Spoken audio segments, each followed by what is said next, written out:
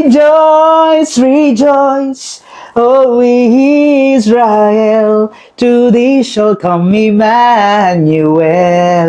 Hello, brethren. Today we celebrate third Sunday of Advent, a reason for us to rejoice because it is Gaudete Sunday, Gaudium. Let us be joyful, magmaya kita, because Jesus is nearly coming. Hapit na siya moabot. And so, brethren, magmaya kita o mag-andam kita sa pag-abot ni Kristo. No?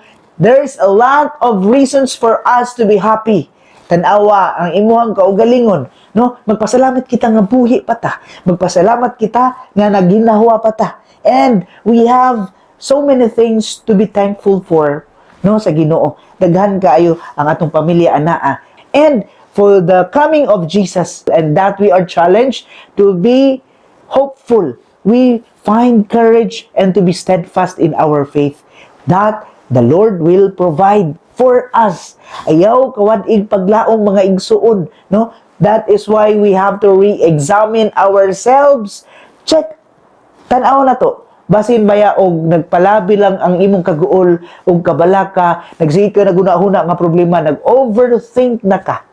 But we have a lot of reasons to be happy. Tanaw lang nato itong palibot, ang grasya sa Ginoo nang dagayday kanunay kanato. Perhaps we are experiencing this pandemic nga murag lisod jud kaayo, but we should be above all else, above the waves of this pandemic.